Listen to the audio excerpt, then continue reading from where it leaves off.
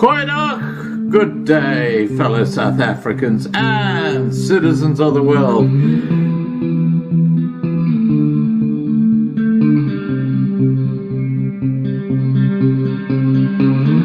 I've been looking around for salvation.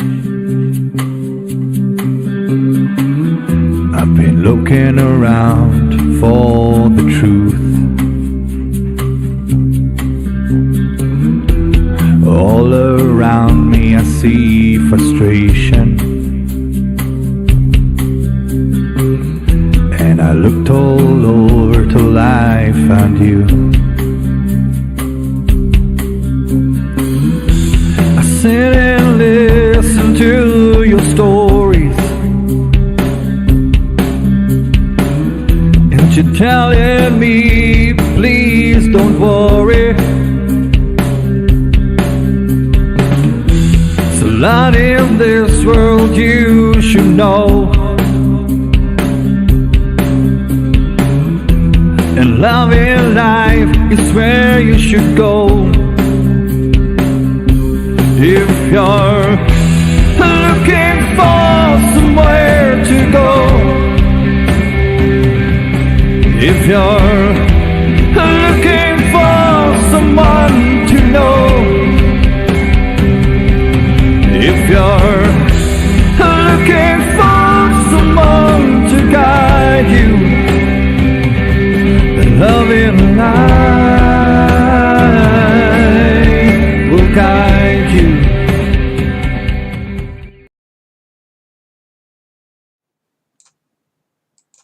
Goeienaand, good evening, fellow South Africans and citizens of the world, and welcome to tonight's live stream. And yes, we have a very, very different subject tonight. When we talk about hypnosis, we think of entertainment rather like this. Enjoy.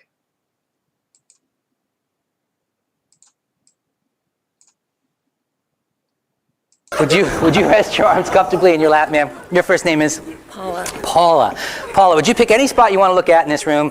Just look at the spot, keep your eyes on the spot, don't take your eyes off it, take a nice deep breath. Now, do you remember how you were feeling when you were just relaxed and your arm was rising in the air like a balloon? Remember that sensation? Just remember it. 5, 4, 3, 2, 1. Sleep, Paula. 5, 4, 3. Wait, and deep. Loose, limp, relax. Deeper and deeper. Loose, limp, relax, and unwound. We do have some excellent subjects in here. I knew 100 people that have some good ones. Arm frozen solid like a block of ice. Can't lift it, move it anyway until I touch your forehead. To count of 3, stand up straight in the chair. Arm frozen solid. 1, 2, 3. Till I touch your forehead. There you go. Eyes wide open. All right, now you're relaxed and comfortable like your sweet baby. This, by the way, is the trance-like look. Do you think you're hypnotized right now? No. No? Frozen solid like a block of ice. Can't lift it, move it, and touch it until I touch your forehead. Frozen solid. Do me a favor. Try to lift this arm for me. Try to lift this arm right here for me. Okay, no problem. Would you try to lift this arm, see what happens? As hard as you can, try to lift this. By the way, what you're seeing here is beautiful trance-like behavior, folks. This is the fixated attention. Her first name again is? Paula. Paula, would you try to lift your left arm for me, Paula? As hard as you can, please. Try as hard as you can, Paula, but the harder you try, the more difficult it will become. Come on, Paula, you're not trying hard enough. Come on, Paula. Would you rather just relax? Would you rather just relax? Excellent. Sleep. Wait, I need 5, 4, sleep. 3, 2, just sleep. 3, 2, and 1, sleep. Wait, I need loose and limp. Relax on 1. What'd you say your name was, sir? Now, take a moment, take a nice deep breath. There's one other thing that I don't know why, but I forgot to show you that's kind of interesting. While you're all still up here and still relaxed and comfortable, I'm going to ask you to use your imaginations. I'm going to count slowly backwards from 3 down to 1, and as I count backwards, I want you to imagine that you're hearing the punchline of the funniest joke in the entire world, funniest thing you ever heard in your life, and it'll just keep getting funnier and funnier and funnier and funnier and funnier. When I reach number 1, you'll be laughing outrageously. Funniest joke you ever heard in your entire life. Here we go. 3. You're hearing the punchline now to the funniest joke in the entire world, and it's just getting funnier and funnier and funnier and funnier and funnier, and you'll laugh harder too. It's so funny now. It's funny. It's so funny that you're laughing so hard you can't stop laughing now. It just keeps getting funnier and funnier and funnier and funnier. 1. You've just heard the punchline of absolutely the funniest joke in the entire world. This thing is the funniest thing you have ever heard in your entire life. And when I stamp my foot, it gets 10 times funnier. 10 times funnier, Sean. It is the funniest thing you have ever heard in your entire life. Funniest joke in the whole world. Whoa, she's thought of herself. It's the funniest joke in the entire world. 3, 2, 1, sleep. Wait, Andy. 5, 4, 3, 2, and 1. Sleep. Wait, Andy. Loose, limp, relaxed, and unwound. Okay. Had to show that to you. But All right. You got to say, I've actually been to one of the shows with the hypnotist, and that didn't work out too well for me. All right, let's get back to our subject tonight. Mark Fouche studied hypnotherapy many years ago. There are many important applications of this science which involve our subconscious mind. Tonight, Mark and I, excuse my throat, tonight Mark and I have a fireside chat on the basics of this profession. Let me get Mark on. Here we go.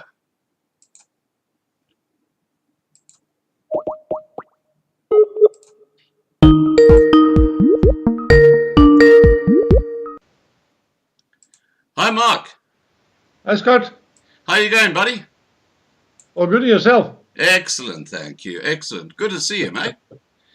All good. And before we get the show on the road, Mel had a question for you in the side chat. Oh, no.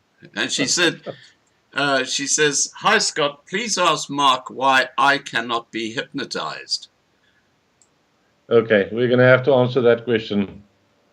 Yep, we'll answer that question. Okay, so we'll get to that one later on. Yep. Okay. Now, Mark, what made you decide to study hypnotherapy? And where did you study before going into hypnotherapy?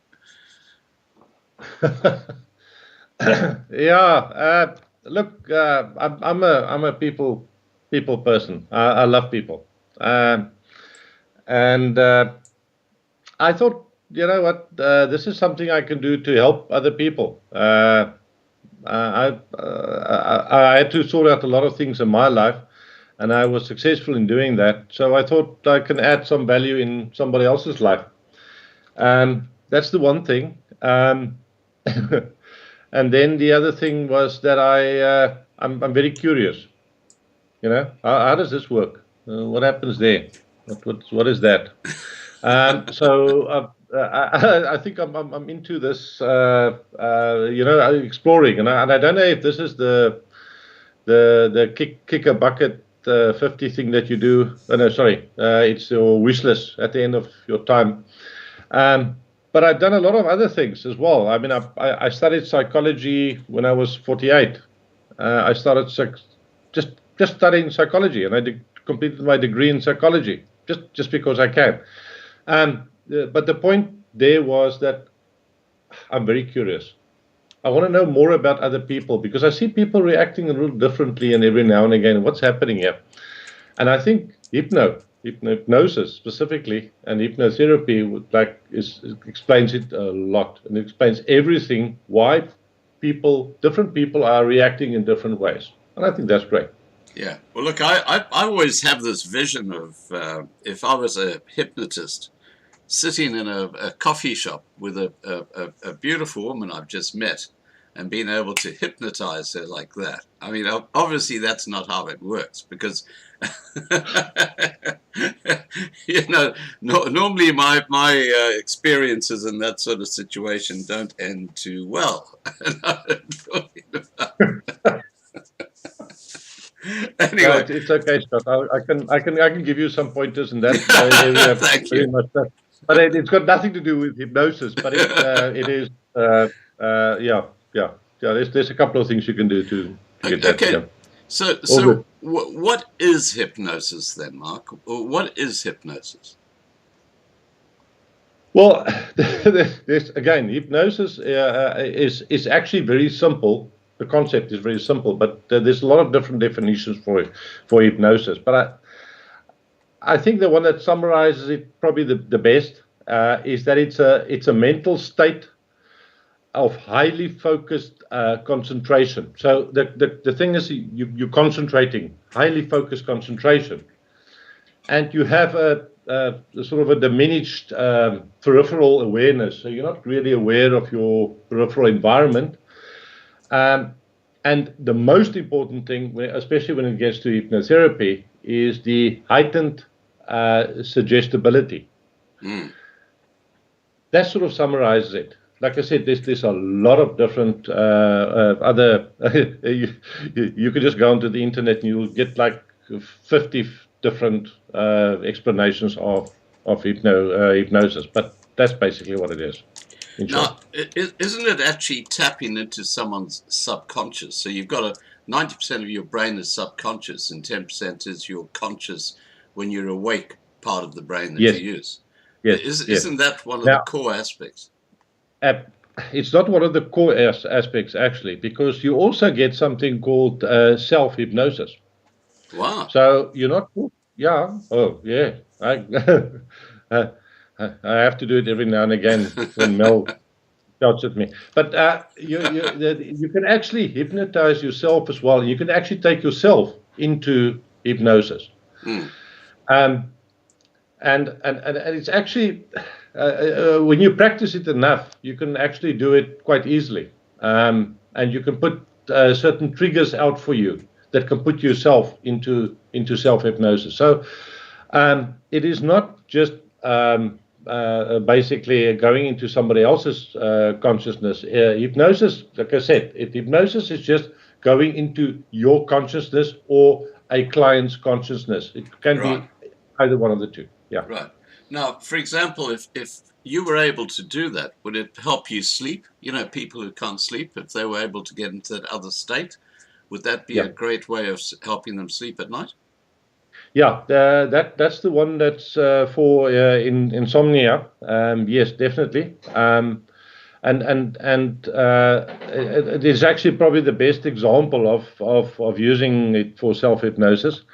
And some people use it to some degree, which is not self-hypnosis, but what it is people, just a simple suggestions to yourself. So you lie there in bed, and then you talk to yourself and you say, okay, my toes are relaxing, then my feet are relaxing. So you go up until your whole body is relaxing. Yeah. And by that time, you should be out of there. But that is not self-hypnosis. That's just suggestions to yourself. Right. But self-hypnosis, you have to take yourself into a state of mind where you're not critical anymore. And I'll explain that a little bit later when we go into the different subjects. But you basically have to quiet your mind down. Because the biggest problem with insomnia is that people think about all the problems they had today, and they're thinking about all the problems that's coming tomorrow. And then they think about all the conspiracy theory stuff they heard on Scott's program. So they have so much things to think about. They cannot. They just cannot go to sleep, and I think but taking yourself into hypnosis, yes, then you can tap into your self-conscious, and you can basically get yourself to peace. But the difference is just that the issue with insomnia is sometimes a lot bigger than just what I've just described. So. It's quite interesting. It's a whole field of investigation that you have to do to find out what is actually stopping somebody from sleeping. Right. Okay. Well, I just want to let you know that your wife, Mel, says, does not work for me. I'm very headstrong. I'll talk about those people just now.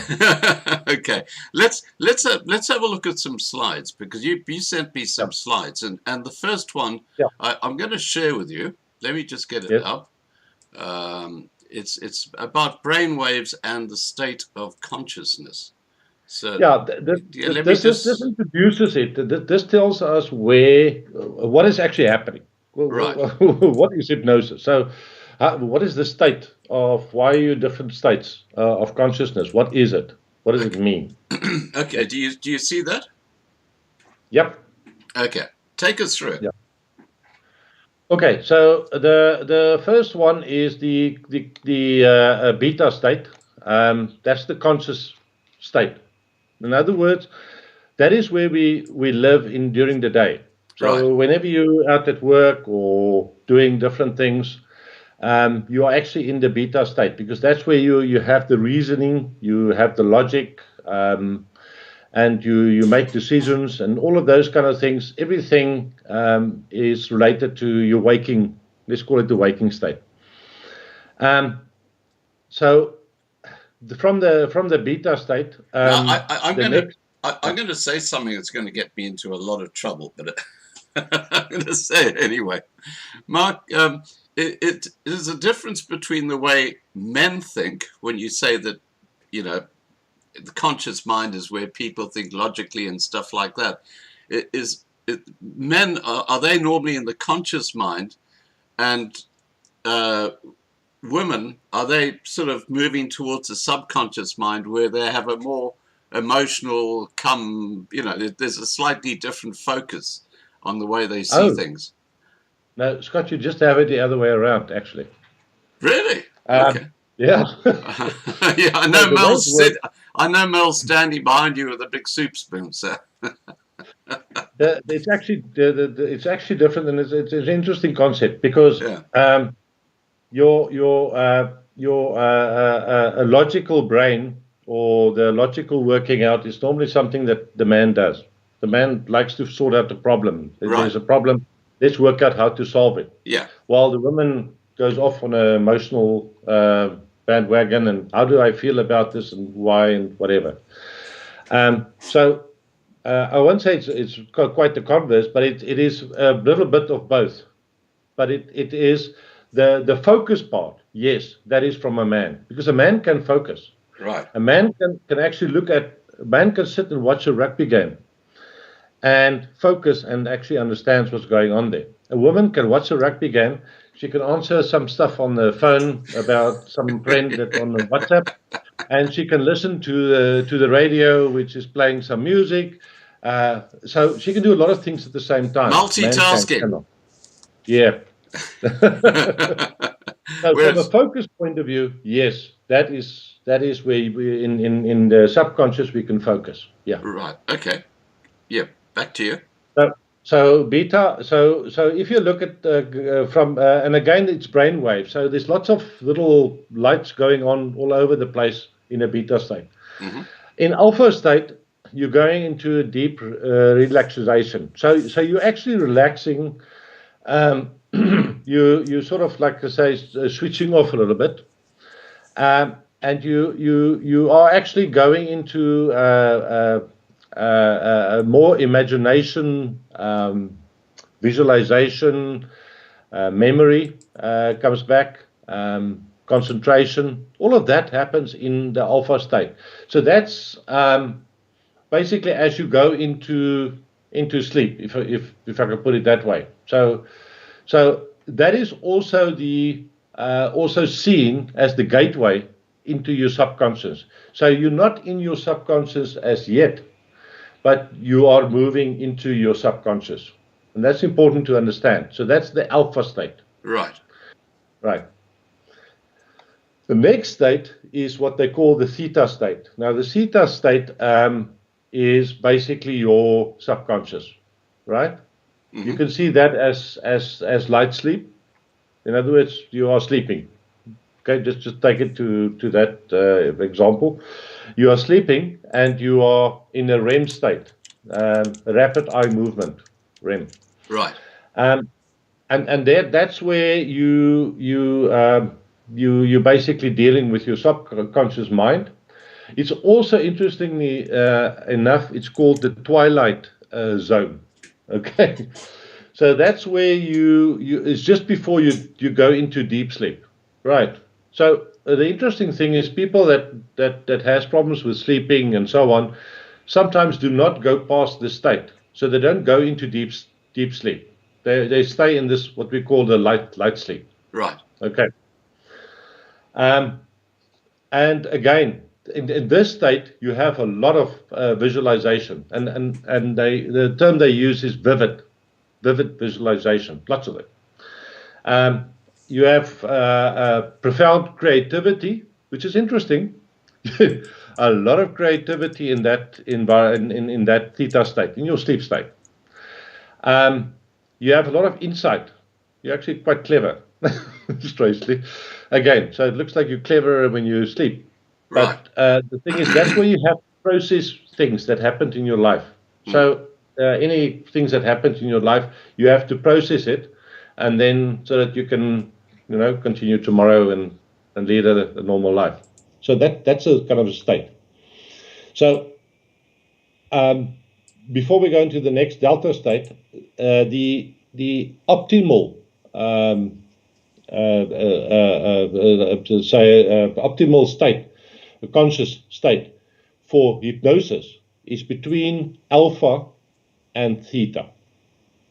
So before this state and after alpha state. So it's like in between 7 and 8 megahertz.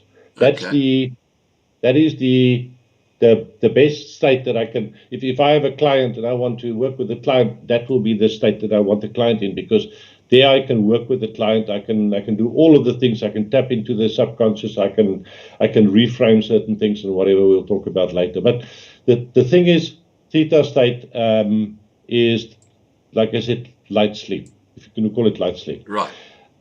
Delta is your deep sleep. Right. So that is that you are completely under. You're completely detached. That's the word they normally use, is detached. And it's also seen as the healing and regeneration state. Because remember, there's a lot of damage happening to you as you go along through life. In the daytime and so on. So you have to heal at some point in time.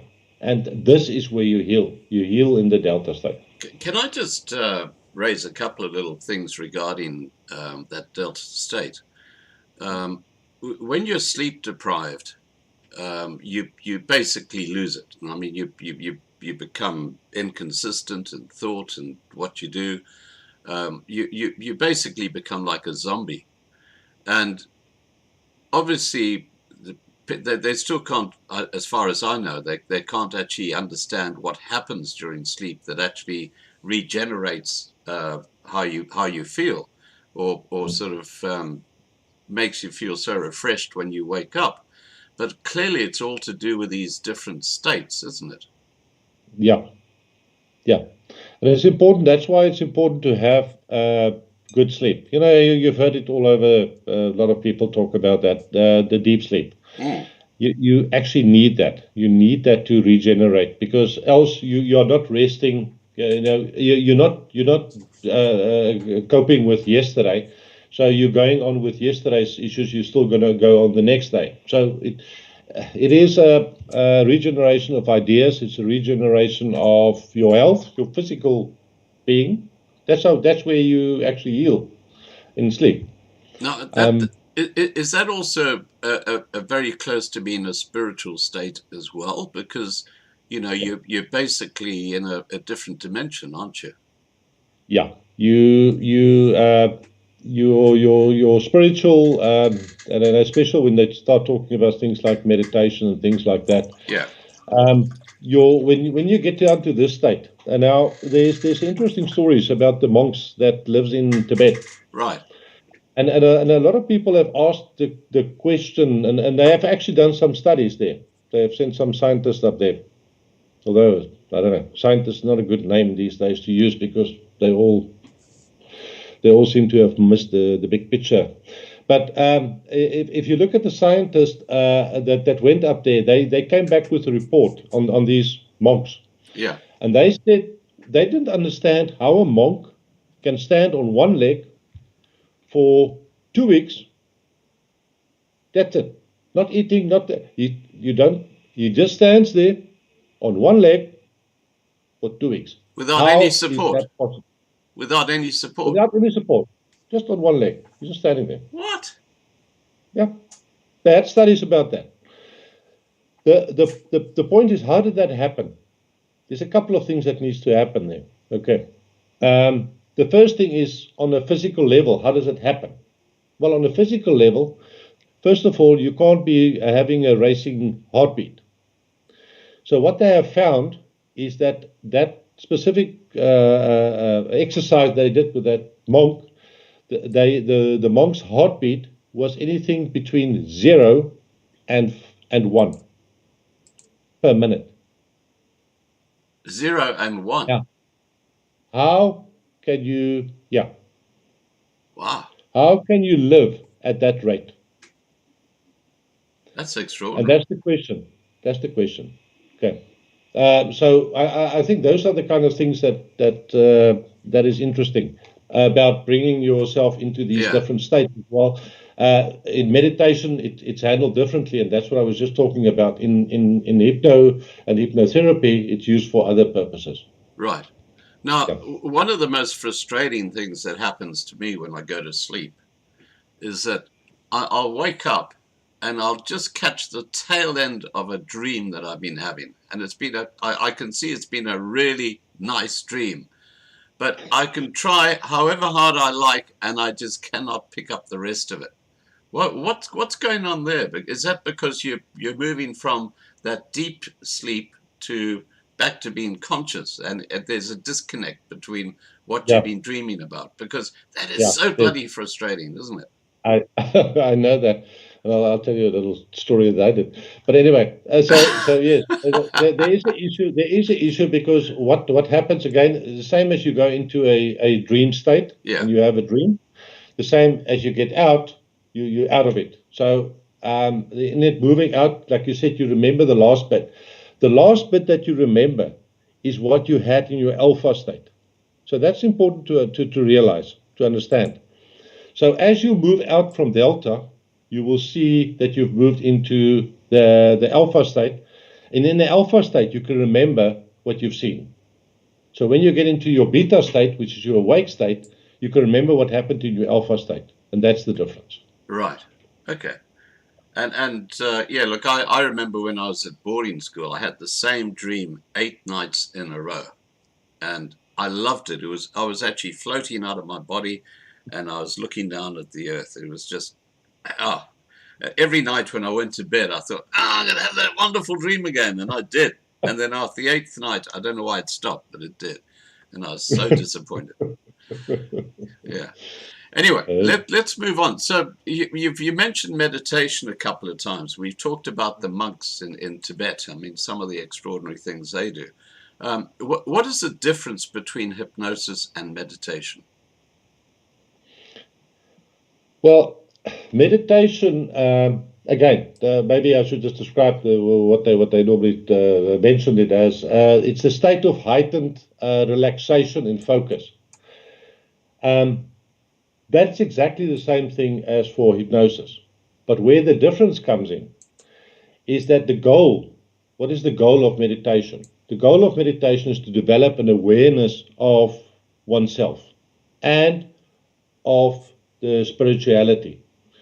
So if you go into meditation, and I mean a lot of people go into meditation as well, it's well known across the world, you actually get a better understanding or closer to yourself, if I can put it that way. I know it's a difficult subject to actually describe, but you are getting closer to who you are. Right.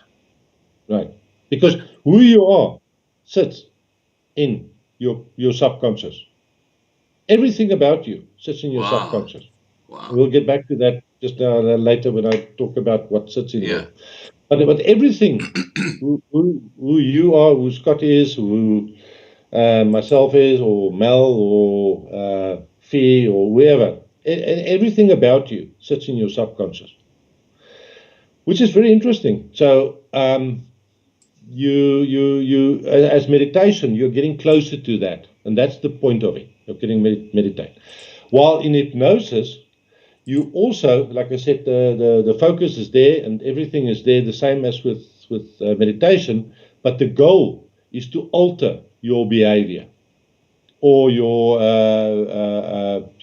to alter your maybe beliefs if you want to. we'll get what you can and cannot change. You do a lot of visualizations in hypnosis. You visualize things. You explore your memories. You go back to your memories. A lot of things that you can't remember today, you can actually remember under hypnosis. You can remember everything because it's there. It's in your subconscious. It sits there. Yeah. Yeah. I've found that I'll be watching a beautiful scene, or I'll be watching someone doing something, and all of a sudden, bang, into my head will come a memory from 50 years ago. Yeah. And It's your subconscious mind giving you that. Yeah, and it's just like it happened yesterday. Yeah.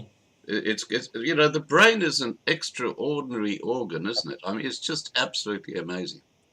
Absolutely. Yeah. Yep. And to think these idiots like Bill Gates think that they can actually work out how the brain works and put it onto the cloud. I mean, for God's sake, seriously. There's so many elements to it. That's nonsense. You cannot take subconscious. I'm talking specifically subconscious, which is who you are. Yeah. You can't take that and put it on a computer. It doesn't work that way. Yeah, yeah. Well, El Harari, old Klaus Schwab's advisor, he's got to be the most idiotic man I've ever come across. Now, have we finished talking about the first slide, brainwaves and states of consciousness? Yeah. We want to go into the second slide because let's go to the second one. Was asked earlier. Misconceptions.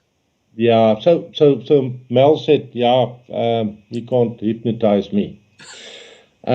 So I thought, if we want to talk about that, let's talk about it under this specific subject about misconceptions, because we have an idea of what hypnosis is, but what people think about hypnosis, a lot of different things. What they see is what you shown earlier. They see stage hypnosis, for example. Yeah. And then they also see, maybe they watch some other thriller or whatever, some horror movie, and there they see also some hypnosis happening and wada. And that causes them to think, oh well, this is a bad thing and this is how it works or whatever. People don't really know. So just some misconceptions. I just want to deal with that quickly. So the first one says that hypnosis is in the power of the hypnotist. A lot of people believe that. They say, well, look at that guy hypnotizing that person. Look at the power that he's got. And that is not 100% correct, right? What is correct is that the hypnotist need to know the skills. You need to have the skills to do this. You need to know how to do it, like anything else. So that the hypnotist got. But the hypnotist does not have the power over the client or the person that is hypnotizing. The hypnotist can only direct the client's experience to the degree that the client permits it. So the power does not lie with the hypnotist. The power lies between the hypnotist and the person that's hypnotized. And I think that's important to understand. Right. So it's not a one-directional power that you have, because else we would have had some interesting things happen in this world. So I go back to my coffee date. Yeah, back to you. So, then coming back to Mel's question, or Mel's comment, only certain kinds of people can be hypnotized. Now, that is a broad statement, but there's definitely some people that's more difficult to hypnotize than others. I agree with that, and I have experienced that myself. In my time, I probably hypnotized, with the practice sessions we had and everything else, I probably hypnotized about 50 people. So I have seen in the different people that some people are easier to hypnotize than others. Okay.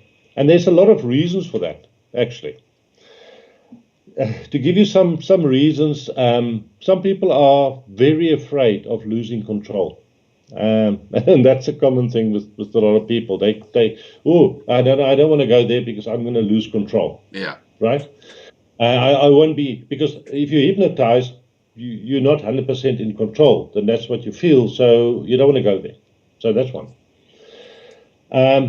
They also have a fear of the unknown, or a fear of, in hypnotherapy specifically, a fear of that this guy is going to change something in me, and I'm not sure about that.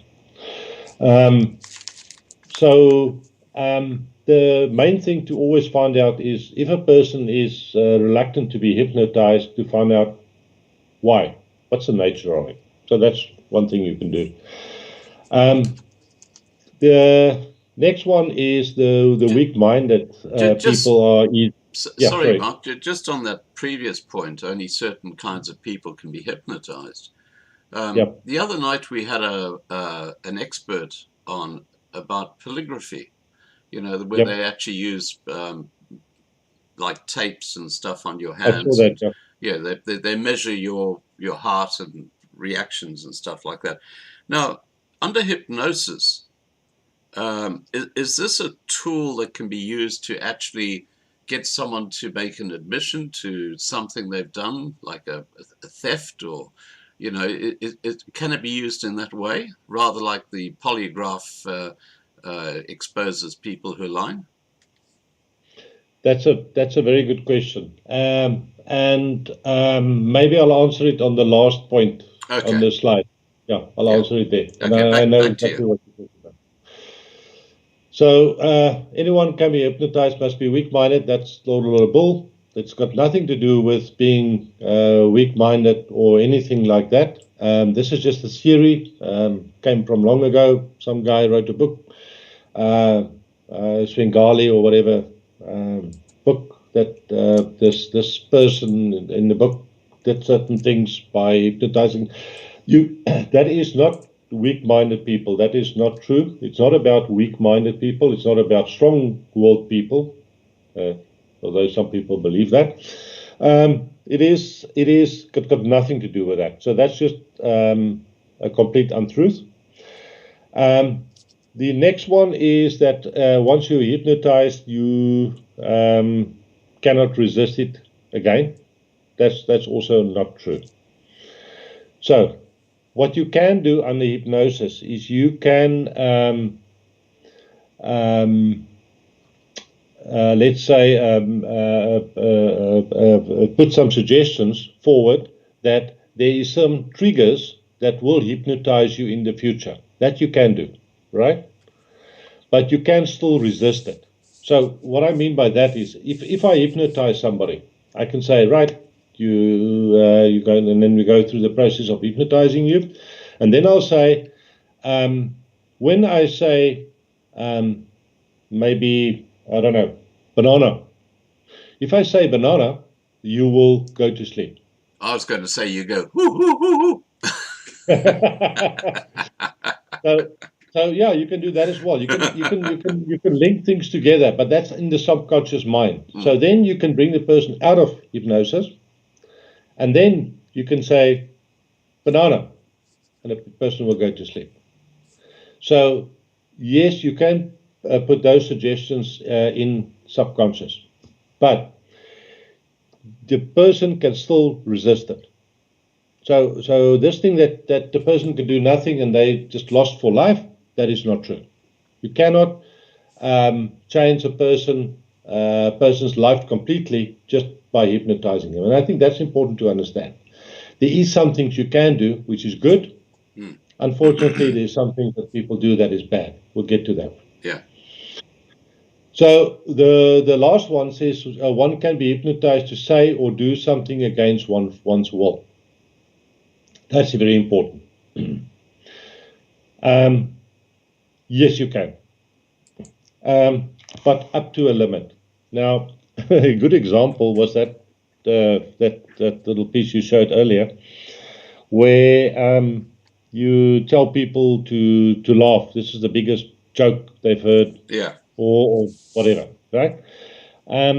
There's a lot of other things you can do. You can get people to do. You can actually get people to do funny things, walk around like an ape on the floor, or make noises, or all kinds of things.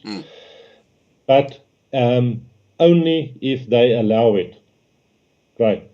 So the important thing is hypnosis is not something, once you've hypnotized somebody, you have full control over them. And that's a misconception. That is not true. Right. But there is a problem, not a problem, there is a negative side to this, because yes, you can brainwash people under hypnosis. And it happens. It's happening every day. Right. And that's how advertising works. Yeah. So, yeah. Well, I mentioned earlier that I went to a show where there was a hypnotist. It was actually in Durban.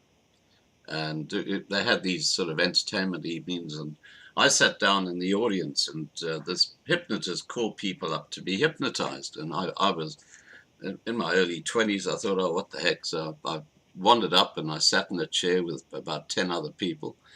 And, he started this whole process of hypnotizing us. And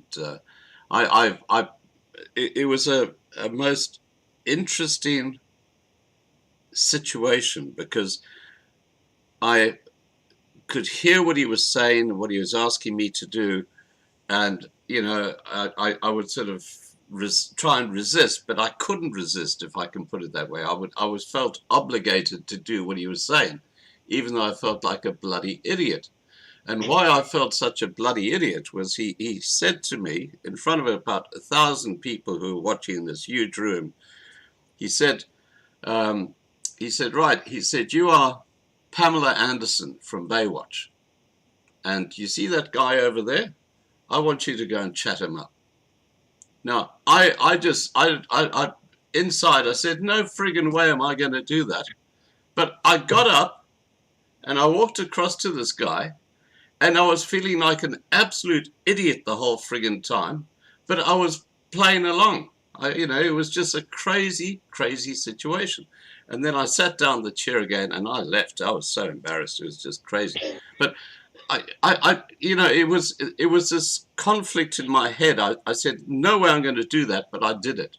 Well, what's that all about? That is you were basically, and again, like I said, there's different levels of hypnosis. So you were probably on the light version of the hypnosis, and also that's what happens when they do what they call the quick hypnosis. So they can hypnotize somebody very quickly by doing certain things, which I'll explain later. It's very easy to hypnotize somebody very quickly. And then you're in a light hypnosis. So when you're in a light hypnosis, you can, like you said, you can hear everything. Everything is still makes sense to you. You don't feel like you're under hypnosis, but you can actually you don't mind. It's nearly like taking alcohol or something. You can play along, because that's what you are doing. You are playing along, but you don't mind playing along. Yeah. So they're not forcing you to do it. It's just that you are playing along. That's what it is. Yeah. Yeah. Yeah, I've never, ever gone before a hypnotist again. I mean, that was to me, just absolutely freaky. All right, shall we move to the next slide, Mark? Let's just click on the next one. Okay. So, what I want to talk about here is now the field of hypnotherapy, because, like I said, hypnosis is just a way to get into a certain conscious mind. Right. What we want to talk about now is hypnotherapy, and that's what I studied for 2 years. And it was very, very interesting. Like I said, so except for the hypnosis techniques and stuff like that, we study. So how do you help people with it? And to understand that, we just need to look at these couple of definitions where we have up here. So you have something called the critical faculty. Now, the critical faculty is the part of your mind that passes judgment, that decides if something is right or wrong, or something is incorrect, or whatever, or something is bull, and or it might have some merit. This is the part of your mind that makes the logical decision to say, yes, I believe this, or yes, this makes sense, or whatever. So it's a very important part of your brain, because without that you won't survive. Right. This is quite interesting. So you have that piece of the brain that actually controls that area. It actually protects your subconscious. That's what it's actually doing, your subconscious mind. So you can see that is in the conscious mind, you have this faculty, this critical faculty that protects your subconscious mind. Now, why do we need to protect that? It's a good question, and we'll get back to that. But the point is, it is a very important part. And the way to get past that, you have to get past that that's what hypnosis does. It goes past this, call it the guard that stands at the door. Right. That's called indirection. So we use indirection to bypass the critical faculty. We then make certain suggestions, which is just words and phrases, and that will create, in the end, it will create selective thinking. Selective thinking is just basically the way that you work inside your unconscious mind. Right. So when you go into your unconscious mind, we can then get to work with the unconscious mind. And that is the selective thinking. We can actually change things. So basically, hypnosis is just the bypassing of that. So in hypnosis, you're just bypassing that, and you are busy dealing with the selective thinking. So the other two important ones is the initial sensitized event, and I'll talk a little bit about that, more about that when we get into how do I help somebody. How does hypnotherapy work? Right. But the initial sensitized events is when something has happened that caused the distress and that caused you to believe something. While the reaffirming events is the one that is reaffirming what you've learned earlier. So if you've learned something earlier that says you stupid, then the reaffirming will be that you will learn again that you are stupid. It will be reaffirmed for you, and so it will continue. So that is the main things that we work with when we look at hypnotherapy. Right. Okay. Now, just on that, for example, smoking. If someone wants to give up smoking, is hypnosis an effective way of doing that? Yeah. I thought of maybe using or talking about that as a specific subject. Okay, let's do that at the end. Because there's a whole lot of things around smoking, yeah, and it's quite interesting. So I'd like to just go through it in the steps. Fantastic. Now look, there's something that's come up, and I think is so pertinent to life today, especially in the world that we live in. And I did a video on this must have been about 6 weeks ago now. And it's about how people react to a life-threatening situation. And the theory that was put forward in this video is that if you had 100 people in a room who all faced exactly the same life-threatening situation, 15 of those people would prep. They would actually do something about it to make sure that they'd be okay. When the life-threatening situation actually occurred, another 15 people would react. they would like run out the room, or they would, whatever their reaction might be. But the one that really threw me was that the suggestion was made that 70 of the 100 people would just sit there like in a frozen state and do nothing. Well, Yep. why do people react so differently? And it just, is there anything you can add to explain why that is happening? Why people react differently? Yeah, why is 70% of the people stupid? No, Scott, no, you've got a valid point there, and I know I've also seen similar kind of statistics, because yes, I also believe you can sit in a corner and believe things are going to work out for you, or you can go out there and do something about it and get yourself ordered. I think there's a lot of reasons why, and I think also this came out when I did all my hypnotherapy sessions with the people, to find out why things have gone wrong, and the things that well, the one thing that I believe has really caught me by surprise, if you like, was that people do not feel empowered. They feel that they do not have the skills or the means to do anything about a situation at all. And a lot of people are in that situation. They actually believe it. It's part of their belief system. And I'll get to the belief system just now. But it is they really believe this. And it is so wrong. Because everyone always have something that they can do something about whatever is coming their way. You can always do something about it. It's such a relevant and interesting psychological thing, because I get a lot of emails from people who say, I've got a husband, I've got a brother, I've got a son who I talk to about some of the things that are happening in the world today, and they just don't want to know about it. They say, We're not interested. That's all bullshit. They've got it. They're completely closed off from actually looking at a different perspective. Is that what you're talking about?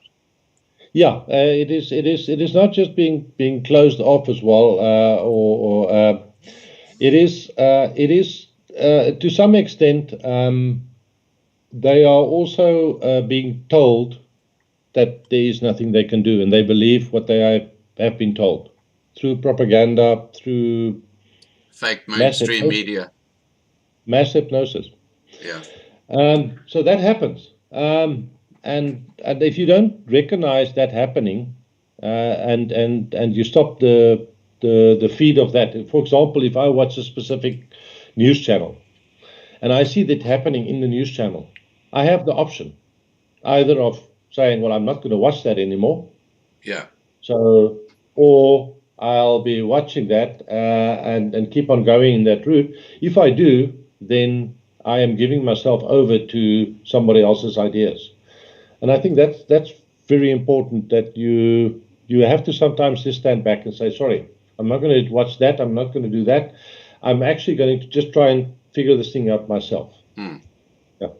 So in other words, it's really just how people respond to a particular set of ideas or perspectives. And it's what they believe. It's what they believe. Belief is one of the biggest things. Yeah. That is a problem today. Yeah. Okay. Belief. All right. That's fascinating. Let's move on. So we've done the definitions. Go to the next slide. Now, before we go to the next slide, I just want to just talk about the induction techniques, because how do you introduce hypnosis? Now, it's quite interesting. You've shown some techniques there in that 2-minute clip that you had there, and that clip has to do with the what they call the traditional handshake method. Hmm. And it's quite an interesting method to use, or an induction technique to use, because what it does, is to understand this principle better. Remember, I talked about critical faculty. In order for you to get past the critical faculty, you have to get the guards that's standing there, that critical faculty. Right. You have to catch them off guard, if I can put it that way. So you have to catch them where they are not really seeing what's happening. So you can get in. So how do you get in? You have to catch them. And the way to do that is to do the what they call the indirection. So you're basically taking their focus away somewhere else while you're doing something this way. It's like a magician. A magician will fool you with this, show you this hand, but meanwhile he's doing something with the other hand. Right. The same thing. So that's the traditional handshake method. Now, two of those specific ones. The father of hypnotherapy actually got these kind of techniques, developed them to fruition. So the one is, the normal greeting. If I want to go up to somebody, you greet somebody, say, "Hi, how you doing?" Yeah. It's normal. Yeah. In order to hypnotize somebody, it's very simple, because you go up to a person, you say hi, they grab your hand to say hi, and then what you do is you pull their hand this way. So the greeting itself is a custom. We understand it. We can do that, whatever. But if I pull somebody, I immediately take I get the critical faculty to go into a spin. What's happening here? At that time, I can go say to a person, sleep, and the person will go into sleep. Wow. Yeah, that's one of the quicker techniques. You do something that they are not expecting. It's quite interesting. That's the one. Well, I'm just got this vision of Sleepy Joe Biden, where he goes up to the stage and he's, someone greets him, and they'll grab their hand, do what you suggest, and say, go to sleep. And old Joe Biden falling asleep on the stage. I mean, I think that would be a classic. It's quite easy. I mean, he doesn't need any help anyway. You will fall asleep anyway, and he will fall on the chairs and fall up steps, and he doesn't need any help. No, he's okay the way he is. Yeah, he would be a hypnotist's absolute dream. So coming back, there's a lot of different methods, and I'm not going to talk about all of them, but basically something like fixation is where you actually watch something, you look at the object, and you concentrate look at that light or something. Yes, just concentrate on it. Just look at it, Yeah. Concentrate on that. You just keep on looking at it, and you keep on looking at it, and then your mind goes. Now, a lot of people, but some people said that you can compare that, your conscious mind, you can compare to a monkey in a tree. It's all over the place, but that's true. Then you think about that, and you're continually getting inputs from all over, auditory or visual or whatever. You get inputs all the time, and then you have to make a adjustment call on that. So it's very difficult to quiet that monkey down so that you can do that, get into the subconscious mind. So fixation helps with that, because you are concentrating on one thing, and you are looking at this, and you're not thinking about, you're initially thinking about the object, you're looking at it and whatever. It's like looking at a beautiful nature, a sunset or whatever, and you just stand there. To some extent, you are becoming part of it. You are in the moment. So that's a very light type of hypnosis. So, and there's lots of others. And like I said, I'm not going to go through all of them, but basically, we have another one, which I find very interesting, which we call the stealth, the stealth technique. Oh, yeah, okay. What's that? So that's confusion. Confuses sense.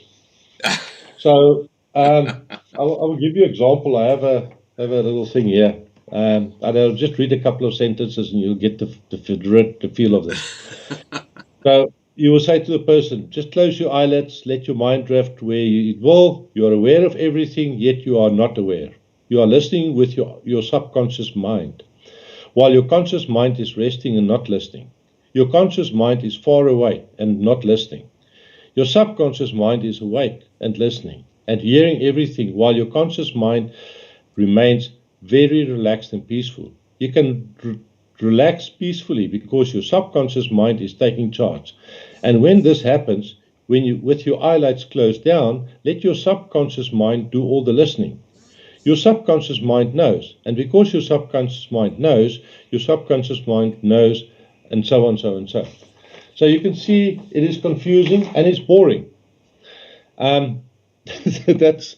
Have you noticed when you sit somewhere and you sit, let's say you watch or you somewhere and you watch a program or you do something, whatever it is, and you get bored, Yeah. your mind starts drifting away. Yes. That's your subconscious. Okay. All right. Yeah.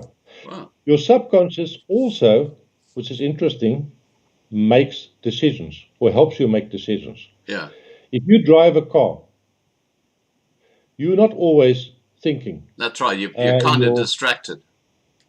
Yeah, you're distracted. But you know how to change gears. You Yeah. know how to do Yeah. all of these things. That is your subconscious mind. Wow. So your subconscious mind knows, and when something suddenly happens, your subconscious mind knows what to do Now, to react. just on that Yeah. point, Mark, there's this thing called intuition, where Yes. you intuitively pick up that something's not right, or Yeah. that there's something that you should be doing, or there's someone in the room that's in distress, or it's just an intuition. Is that your subconscious mind again at work?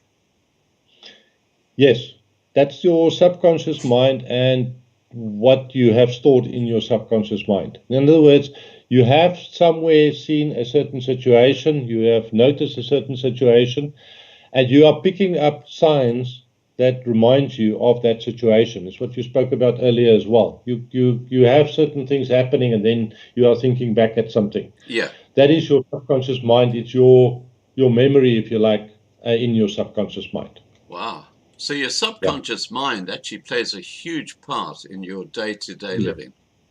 Oh yeah, a lot more than one We thinks. realize. Yeah. Wow. Yeah. Okay. All right. Now. So yeah. So what I was thinking of, just the science of trace of the trans the depth of because you can have different levels of so you can maybe put up slide 4. Okay. Yeah, I'll get that up. Of the trance depth, There we which basically is also, I find it also interesting because it does show you the different levels, if you like. And again, hypnosis for hypnotherapy, we normally look at level 3 in this diagram. We would look at level 3, which is your partial your amnesia capacity of 3. So that's where you have partial amnesia from a memory perspective. Right. You don't remember everything. You have partial anesthesia. In other words, you are basically you can't feel certain things. Now, to give you an example of this, if you are putting under hypnosis and you're at this level, I can take your hand and I can pinch you as hard as I want to. You will not feel it. Wow. This is also a level where they take people, if you go in for an operation, they have taken people into for operation without anesthesia. And they just put them under hypnosis. And they did a full operation on that person. It also worked for dentists. If you go for a big filling, or not just a filling, but maybe a root canal, which is painful. No injections, under hypnosis, didn't feel nothing. I remember my mother saying that she went to one of these hypnosis things, in the United Kingdom. This is many, many years ago. And she said that this guy had this woman on the stage, totally hypnotized, and he was putting pins into her body and she wasn't reacting. That's it. That's this level. Wow. So you can do basically partial. If you go into something like an operation, I will probably be looking at maybe level 4 because it depends on what kind of operation you're doing. But for, let's say, for a dentist, level 3 is more than enough. So can you, as a hypnotist, take anybody, well, people who become hypnotized into all these different levels?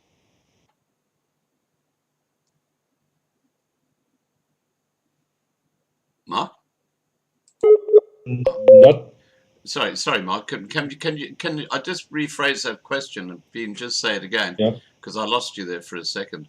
Okay. Now we've got amnesia capacity 1, 2, 3, 4, 5. These all relate to hypnosis, don't they? Yes. Now, so you're saying that if you've really got someone hypnotized, you can take them to any one of these levels? Yes. But I'm saying that not, you can't take everybody down to the lowest level. Right. So again, you some people, like I said, some people you cannot get into hypnosis at all. Some people you can get into level 1, and that's where they're stuck. Well, But there Mel is is, something. just for the record, Mel is still bragging. She says here, Mark got his teacher to try me, but it didn't work. The professor, Tom, which is the guy that actually we had that gave our lectures. He's a specialist. He's been doing this for years, and then he met Mel, and that didn't go well. So anyway, it's not that easy. And there's reasons why Mel won't be hypnotized. And because I said I tried with her, and then I decided I'll give up because he just ignores me anyway. So it doesn't make a big difference. But even the teacher, not happened. Okay. Yeah. So what we're looking at here with estimating trance depth is depending on how people react, you can determine which level they're at. Yes. Okay. Yes.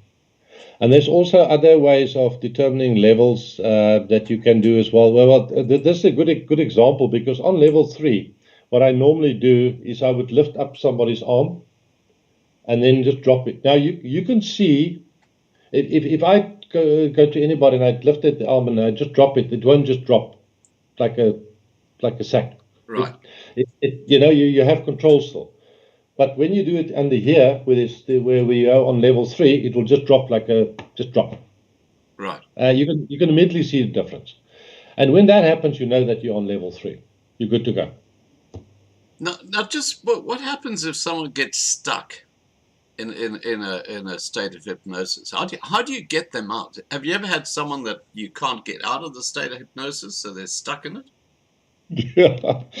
Yeah. It is a quite interesting subject, that, because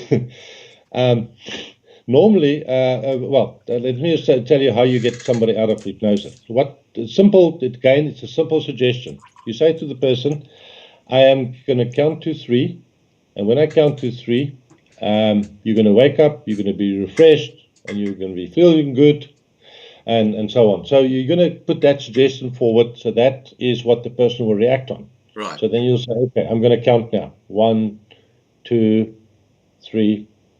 Yes. Hi. Right. Now you're back. And then that will happen. But I had this one person once, luckily just once, and I said to her, listen, So we went through a session. The hypnosis part was about 20 minutes that I was busy with her in hypnosis, working with a lot of different things. But she seemed to enjoy this process or this hypnosis. You could see the way that she reacts and everything under hypnosis. She wasn't. It wasn't like a sad situation that I normally have with hypnotherapy. I thought, what's going on here? But anyway, I said to her, okay, well, we have to come out now. I'm going to count to whatever. Did that once. She said, no, I'll stay here for a while. I said, excuse me? This is my session. This is the first time it happened to me. Yeah. I don't know what to do. Yeah. What's your problem? This is my hypnosis. And here again, it comes back to who's in charge here. It's not me. Yeah. So anyway, it took me 15 minutes to get her out of hypnosis. Wow. And it was only because I coerced her. I told her that there's going to be a lot more benefit for her to be not in the hypnosis, to be outside of hypnosis, than to actually be inside there. So I told her what the problems can be by staying in hypnosis. So I was coercing her to get out of hypnosis. Now, just on that point, Mark. But you will get out. You cannot stay in there forever. Yeah. Your maximum would probably be an hour. Okay. The So automatic comes in. So after an hour, people automatically come out of it, is what you're saying. Definitely. Okay. You won't go up to an hour. No. Now, just as another scenario, let's say you hypnotize someone and you can't bring them out of it. Can some other hypnotist come along and get them out of it? Or does it have to be the person who hypnotized them? No. The reason why they don't want to come out is not because of you. They won't come out because of you. Because remember, your decision-making process there is different. Let me rephrase that question.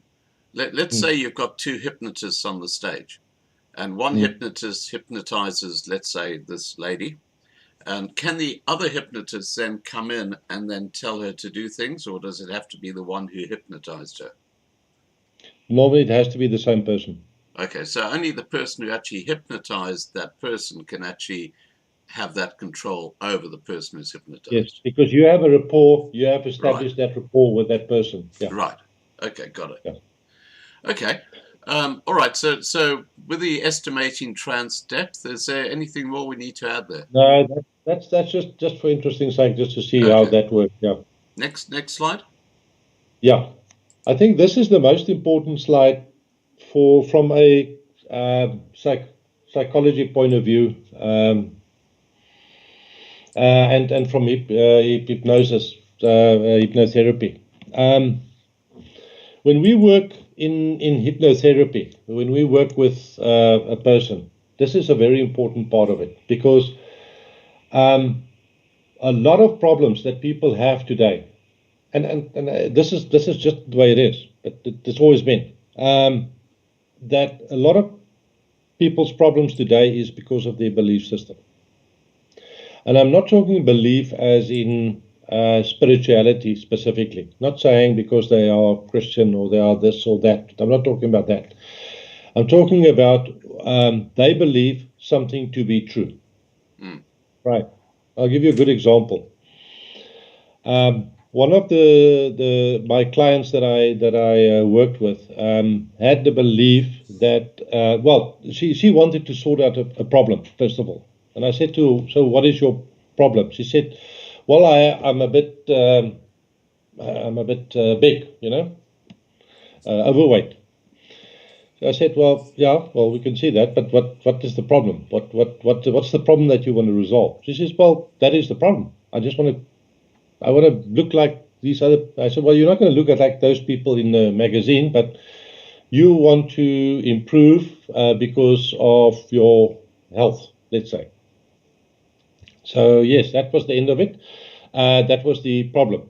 So I said, well, let's find out what the real problem is. So I took her under hypnosis, and I started talking to her, and I asked her, and the way it works is I sort of use this regression hypnosis a lot, because what I say is to the person under hypnosis now, I say, you feel you're overweight, but why do you feel you overweight? She says, well, I feel ugly. Let's use that as an example. Yeah. So, well, why are you ugly? Oh no, I know I'm ugly, so I might as well eat I don't have to worry about this. I can just go. I say, oh, okay.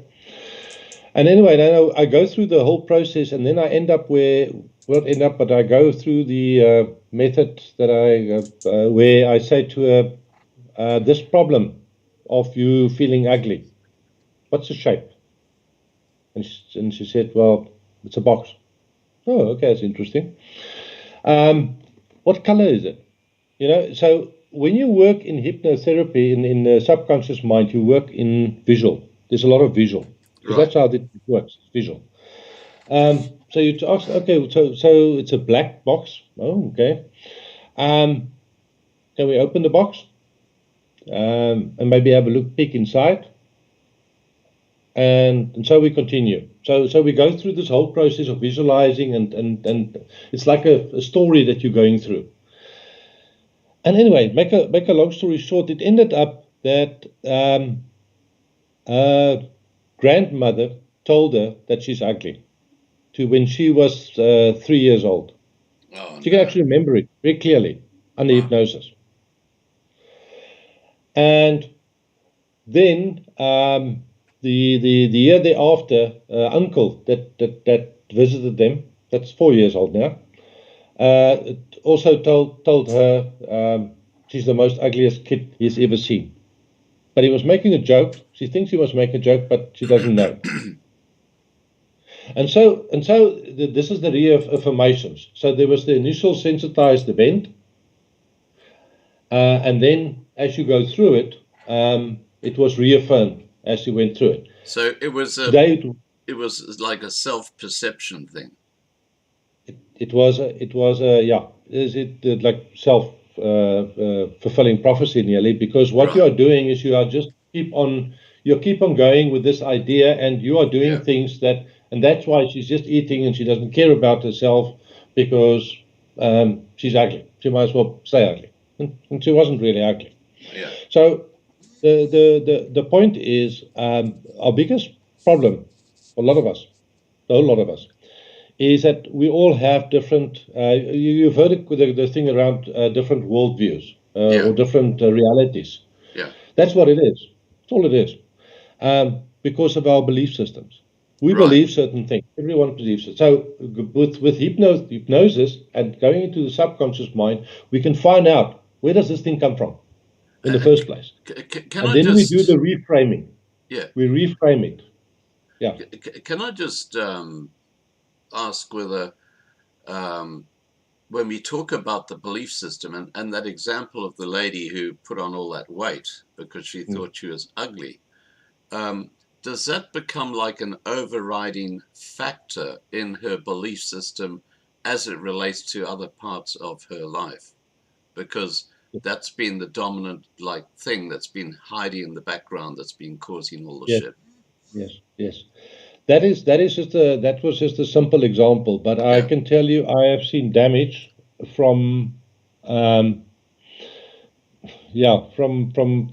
abuse that you cannot believe. Not that the abuse was bad, obviously. It was terrible. Yeah. But the effects of that abuse on a child and what that made today. What we have today, a woman of 42 that cannot manage her own life. It came from there. So I think that is something we just need to keep on consideration as well, because the subconscious mind contains a lot of things, and unfortunately it contains the bad things as well. It contains that as well. So yeah, I just wanted to mention that, because that is I think the power of hypnotherapy or hypnosis, the good side of it, because that's what you can use it for, and you can go back there. And the interesting thing is, this specific example of this woman that was abused, the reason why she was abused was because she was wrong. She just kept on irritating stepfather or somebody. The point is, today you can tell her, but you have an adult mind now. You know that was not true. Why don't you go and talk to that child that's 3 years old and explain to that child that that child is not wrong? It's not that child's fault, because that child believed it was her fault why she got abused. You go back there. You go and talk to that child. I will also talk to that child, but I want you to talk to that child, because you know better now, today. You know better. You're adult. You can talk to that child. So you go back, the person themselves go and talk to themselves as a child in that time. Wow. And then there's the reframing. It's like you have pictures. You have the good picture and the bad picture. Yeah. And what you want to do is switch the bad picture for the good picture. Right. And you have to do that and do that reframing. So it's a whole process, but a couple of sessions. But yeah, but it's amazing. And that's all in the mind. What is real? Real is your reality. But You know, it's in yourself. I think that's probably the elephant in the room when we talk about the brain, is that every single person watching this right now has their own perception of reality, which is based on their life, their memories, what's going on in their subconscious. We're all different. Yeah. But it's amazing field, yeah. Oh, absolutely fascinating. All right. What about values and attitudes in this chart? Values is something. So belief system is very deep. Yeah. It sits inside every person. That's what you believe. Values is something that is learned. You basically learn these kind of things. Examples that it has there is like freedom, honesty. Those kind of things is learned. Yeah, as you go through life, you build this up, the values, right? Right.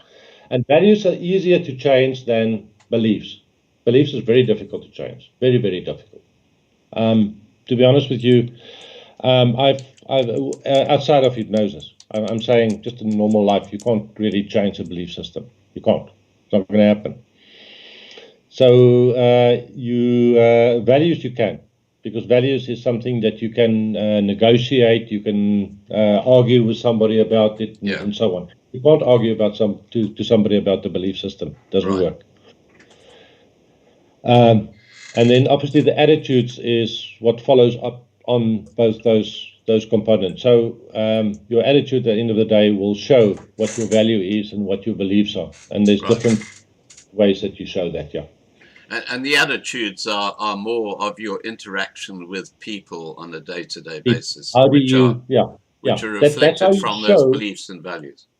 Yes, that's how you show what your value are, what your belief system is, and so on. Yeah. Okay, that's fascinating. Absolutely fascinating. All right, I think we've finished the slides. Is that the end of the slides? Yeah, I think that's it. Let me just have a look. Yeah, that's the last slide. Okay. Yeah. Now, let's continue. Okay, so we've gone through the whole aspect of hypnosis. It's been absolutely fascinating. Now, you mentioned some examples where hypnosis can be used in a positive way. Are there a couple of examples? You've given us one or two already, but are there any others that you'd like to just discuss at this stage? Yeah, your imagination can completely you can solve any problem, if I can put it that way. Well, no, not really any problem. There's some problems you can't resolve. I can take an example of bipolar. I can't resolve bipolar problem because that's a chemical problem. Right. That's something your body, there's certain chemicals and it goes this way and that way. So that I can't resolve. But I'm talking about a lot of other things around yourself. Fear of anything, fear of flying, fear of spiders, fear of. Interestingly enough, all of those come from way back when you were young. Everything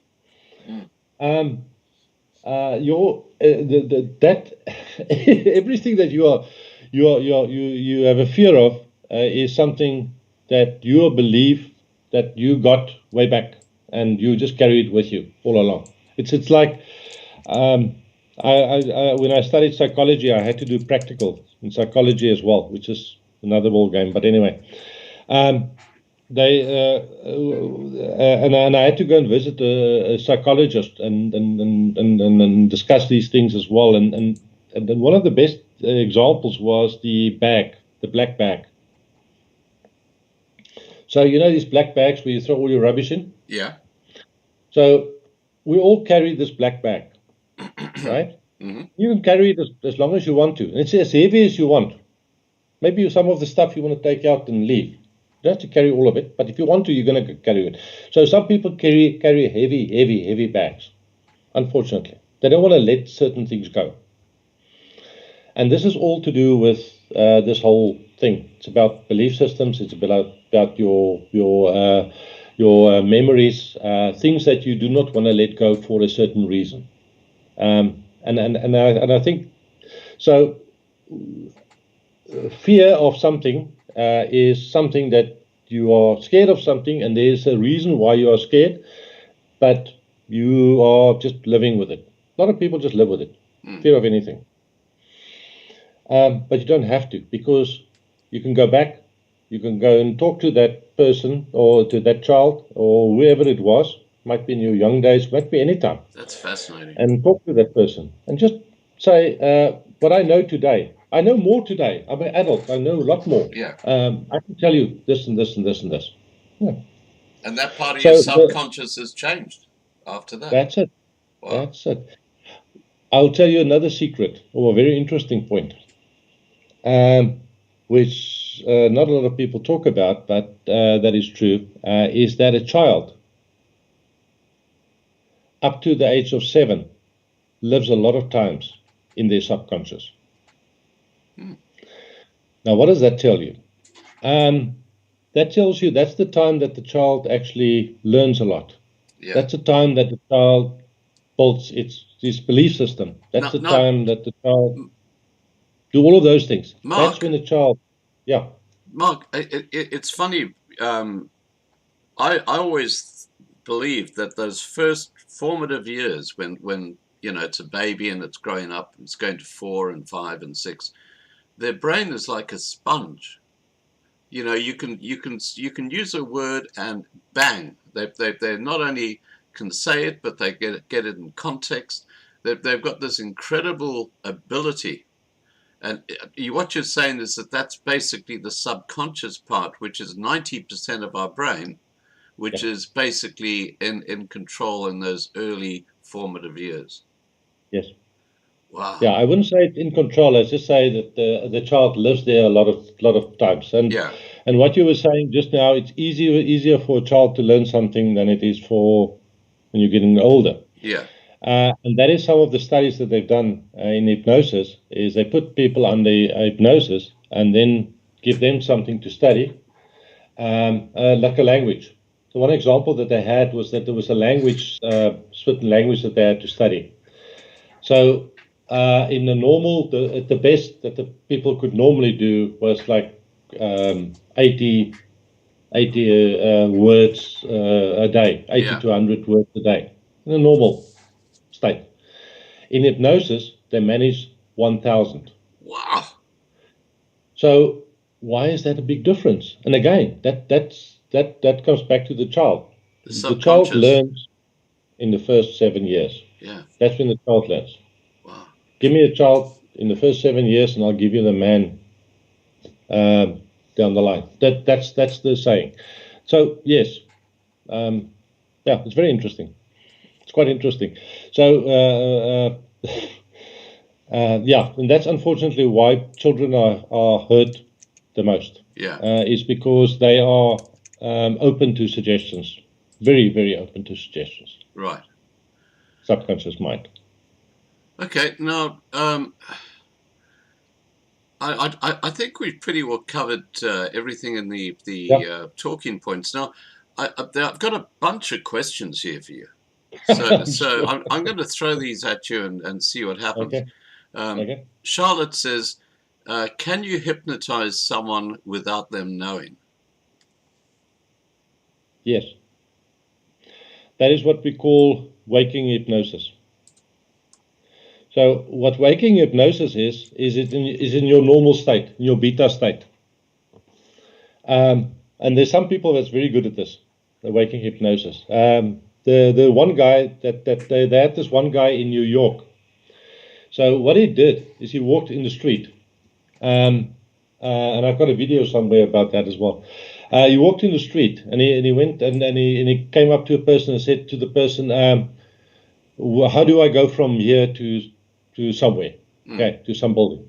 And the guy says, "Well, you go there and then you turn right there, whatever." He said, "Oh, you're saying I must turn right?" And the guy says, "Yes." Okay. And then they talk, and then he says, "I just want to confirm, you said I must go right." And the guy says, "Yes." And then the third time, the same thing happened, and the guy says, "Yes." And then he says to the guy, "Don't you want to give me just give me your wallet, and if you have any ID, just can you give it to me?" And the guy gave it to him, and he walked away. And they said, "How's that possible?" That is part of the waking hypnosis. This has been discussed before as well, where if you say yes 3 times in a row, it's a good chance that you will say yes the 4th time. That's called waking hypnosis. In other words, I'm putting suggestions out there. You don't know it, but I am putting suggestions out there for whatever reason. And there's lots of other examples of it that they have, where waking hypnosis, basically you're hypnotizing somebody without them knowing it. But you can't do the kind of hypnosis that we were talking about now, the deep hypnosis. You can't do that. Yeah. It's impossible. Yeah. Okay. Now, Cindy has asked, can our guests give us some examples where people were helped to overcome addictions or other problems permanently through hypnosis? Can you help people heal from addictions or personality disorders, etc.? Yes, and that comes back to my previous comments, where I said that in order to find out, because remember, you are not born with a mental disorder. Well, some mental disorders, yes. Like I said, some things I can't do anything about. But a lot of things are actually disorders that was through life experiences, that happen through life experiences. Those disorders, that you can address, yes.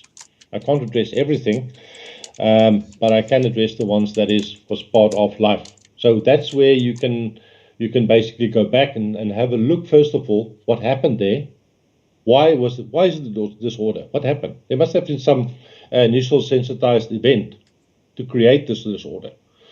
So that's where you go back to, and then you can, from a knowledgeable point of view, go and speak to that kid or that person that was there at that time, and basically explain to them, but don't worry, this is not the way it is. This is the way it is.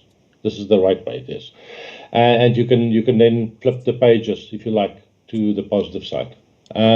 So yes, you can definitely do that, but not all disorders. And I must say that very clearly, because I'm not going to take over the role of a psychiatrist. I can't do that. Yeah. Some things need medication.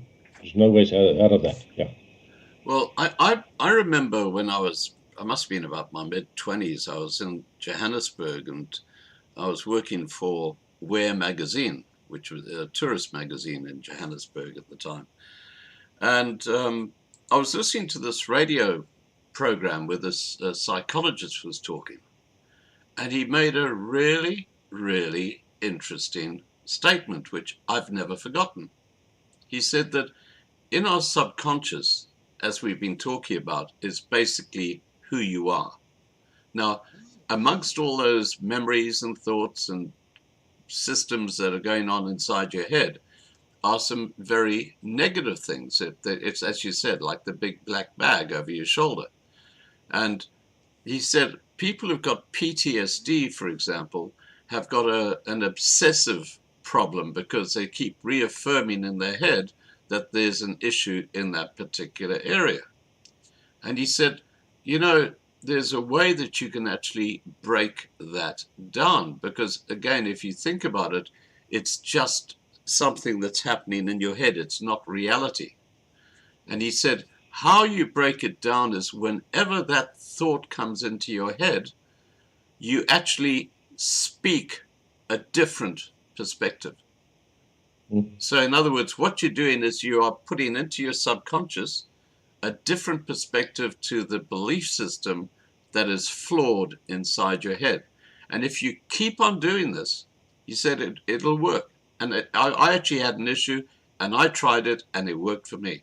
And he said, if you keep on doing this, it will actually break down that subconscious negative aspect in your head over time, to a point where, because when he said, when you speak, it's more powerful than just a thought. So by actually speaking that different perspective, you're actually breaking down and destroying something that's been like a rock in your head and causing shit right through your life. It was a really, really interesting perspective on how the brain works. What are your comments about that? Absolutely, I believe in that. Now, this might sound a little bit funny, but sometimes I'm sort of a positive person, try and be as much as I can. Being positive with all of this other nonsense going around, I'm still trying to be positive and all over the place. Yeah. And it takes a lot of energy, and sometimes I just lose it a little bit of energy. I'm just not in the mood for this anymore. Especially if I have to get up early to get on a train to go to Dublin. It's not always easy. Very early, very, very early. Yeah. The point is, when I wake up in the morning and I just feel like that, I feel up to maggots. I just don't feel it. I go into the bathroom, I close the bathroom door, and I look at the mirror and I say to myself, hell, you look exciting today. You really look motivated today. What exciting thing are we going to do today? Does Mel know this? No. Luckily,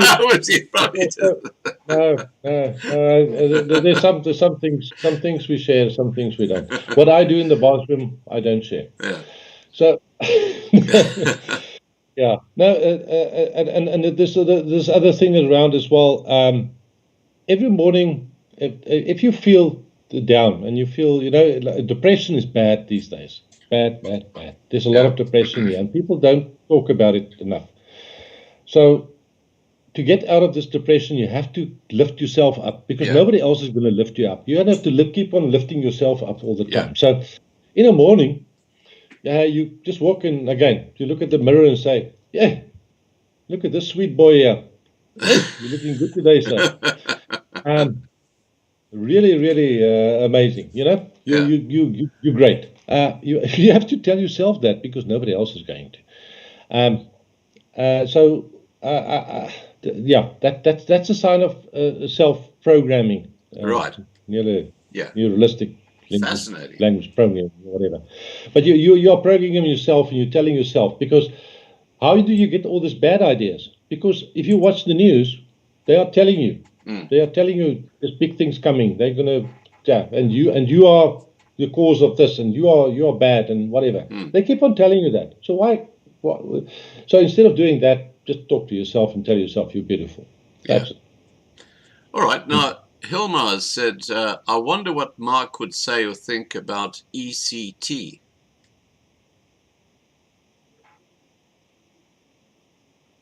Yeah, that's exactly my thought.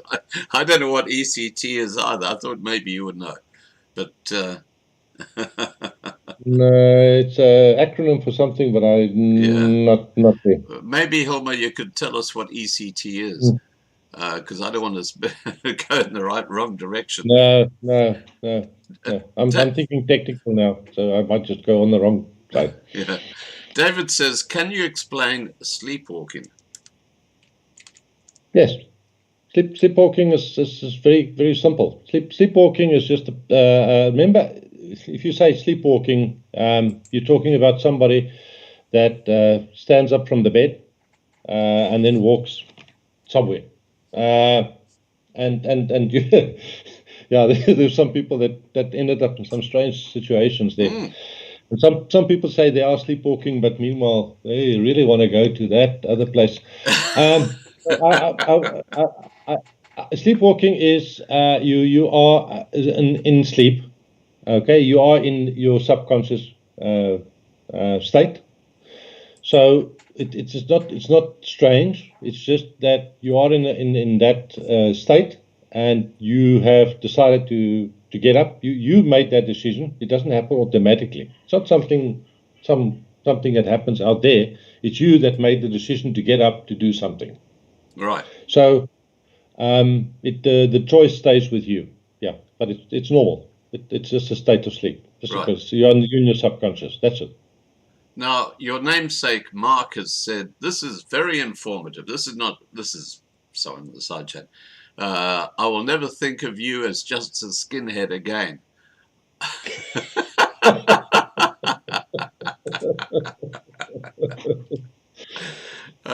Yeah, and I'm a IT all my life a IT buff, and I don't know. I love people. How did yeah, I end up in IT? I don't know. yeah, that's a real geeky type job. Yeah.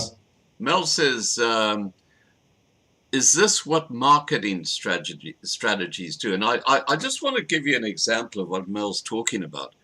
A couple of nights ago on the news, they had this segment which was so out of sync with the news. I thought, what the hell is going on here? And what it was is they were talking about collectibles, and they were talking about how how companies bring out these promotional things where you have different types of toys or whatever, and some of them are rarer than others.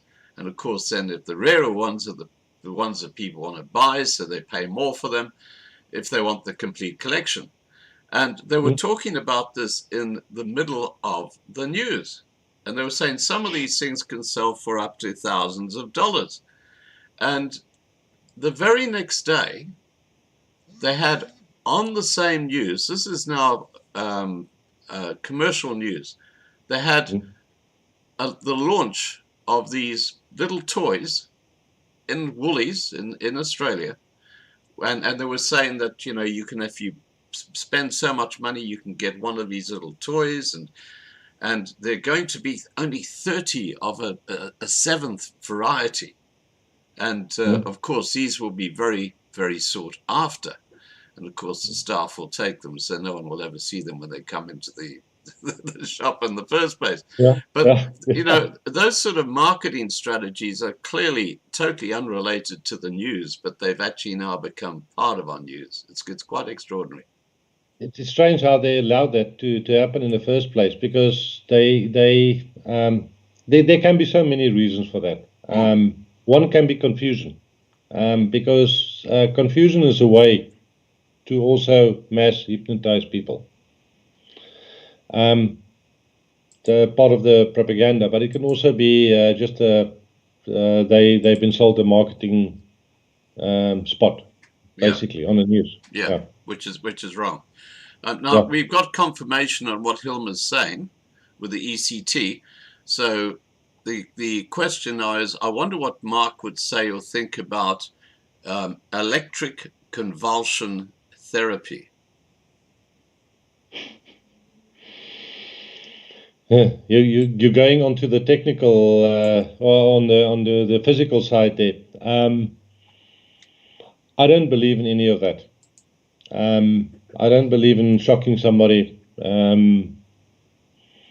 It makes absolutely no sense to me.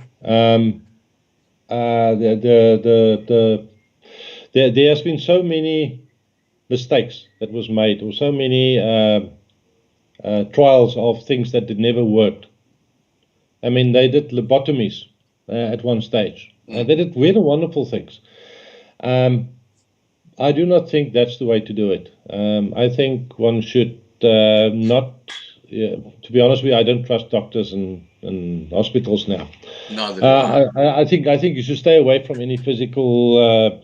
And if I understand correctly, this is the method they use for shock therapy, basically. I don't subscribe to it now. All right. Okay. Now, Mark, I want to say thank you for joining us tonight. It's been a fabulous evening. And yeah, look, I've learned a lot about hypnotherapy, and can you hypnotize someone over the internet? No. There's two problems there. And one is the lag, and the other one is the physical contact. So, as much as I don't think that will be possible. I thought before we go out, I would rather just want to talk about the smoking thing. Oh yeah, please do. Yeah, and I was about to say if I just collapse in my chair, it's Mark's fault. Back to you. Oh, watch my finger. Yeah.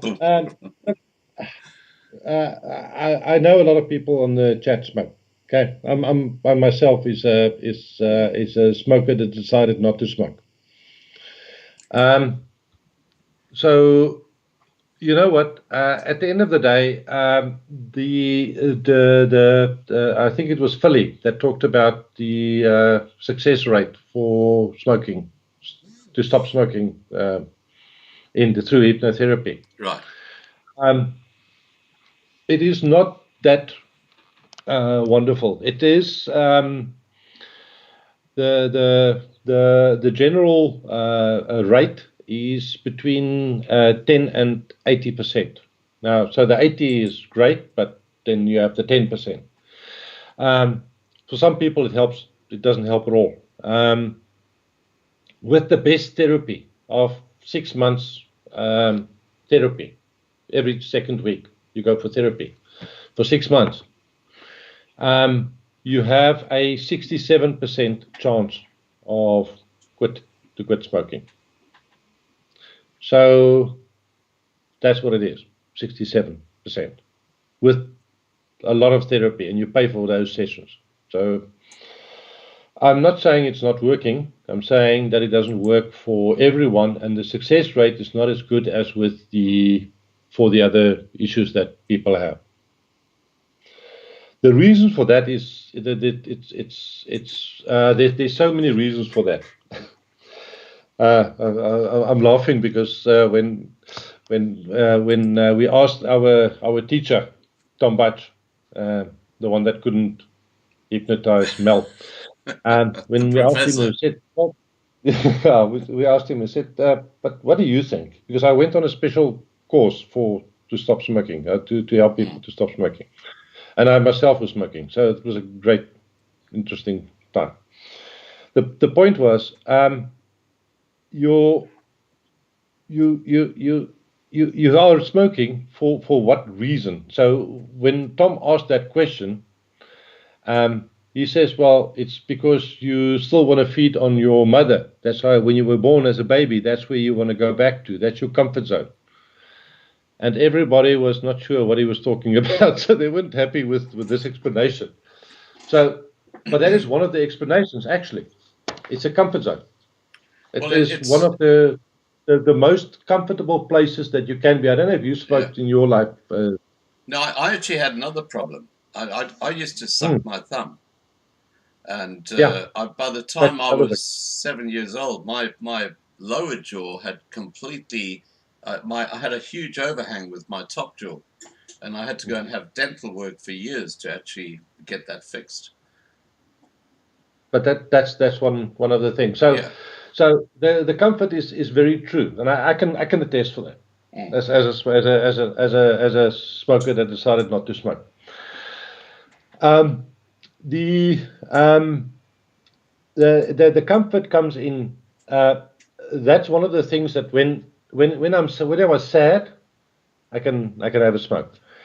When I'm happy, I can celebrate with a smoke. Yeah. When I'm depressed, I can sit there, but I will just be depressed. But at the end of the day, my friend is with me.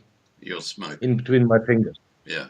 So it is the whole. I built a whole thing around this thing, and that's why it's so difficult to stop smoking, because that's just one. And then I'm not even talking about the nicotine. The nicotine, and we all know it's more addictive than heroin. Yeah. And there is so many other things. There's a certain status that you can have when you smoke. Strangely enough, even in today's time, you have a certain status as a smoker. And there's so many other reasons why people smoke that it's one of the most difficult ones to do under hypnotherapy. There's so much work to do there. Right. So yes, I don't want to discourage you, but that's not one of the first problems I would go and try and resolve. So I did a whole weekend. We just talked about this, and then we talked about obviously there's a lot of negative consequences with smoking. We all know that. Yeah. We all know about all the things, and you can die from it and wada. Yeah. But the important thing I think there is that it's if you ask me today, I would say I wouldn't go to a hypnotherapist for that specific problem. No. Right. Okay. No. Now, there's a comment in the side chat which I'm going to share with you, and it's from Mel, and it says, "I have to commend Mark.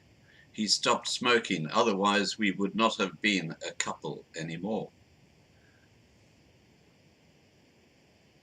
Any comment to Mel? Yeah, that's yeah. It's something you have to do, and it's not because of Mel or because of anything else. You have to decide what you want to do. It's a life decision. You make a life decision, exactly. Mark, I want to thank you so much for coming on tonight. I mean, you're a good friend of the Loving Life family, and we always see you in the side chat, and it's lovely to have a chat to you about your experience in this area, because it is so misunderstood, and you know, the aspects relating to the various layers of our brain is quite extraordinary. We don't realize how complex it is. There's so much more we could have talked about, like the pineal gland and things like that, which are just extraordinary. We can go into a whole new direction, but there's no time. We could talk about the whole religious thing and the spiritual thing, and there's lots more. Yeah. All right, Mark, thank you so much, and have a great evening, and say hi to Mel for me. Obviously, we've seen Mel on the side chat here. Just seeing what this other comment is. Cindy says, healing of the inner child is so important, as it is in that development stage of our lives that a lot of hurt takes place. Well, that's exactly right, isn't it? Yeah. Okay, buddy, take care. And okay, thanks, Scott. We'll catch up again soon. Okay, cheers. Thank you. Bye. Bye. Okay, guys, that was Mark Fouche, and of course we all know Mark really well. He's a part of the Loving Life family, and I just want to thank him for a very, very interesting discussion, and thank the moderators for looking after the side chat as they always do. And as per usual, we will now go out with Op Onze Rots. Let me get that song up. Here we go. Have a great evening, everybody, and don't forget, tomorrow night, 8 p.m. Johannesburg time, we'll have another live stream.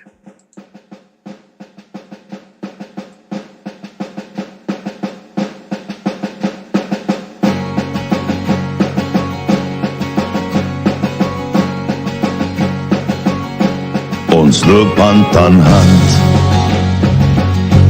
op goue warm sand,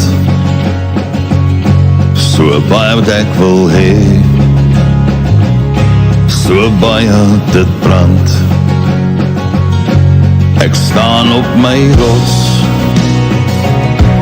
met golwe wat bots. Ons het geen vrees, want hy is in beheer. Ons sien al die planne van goddeloze manne.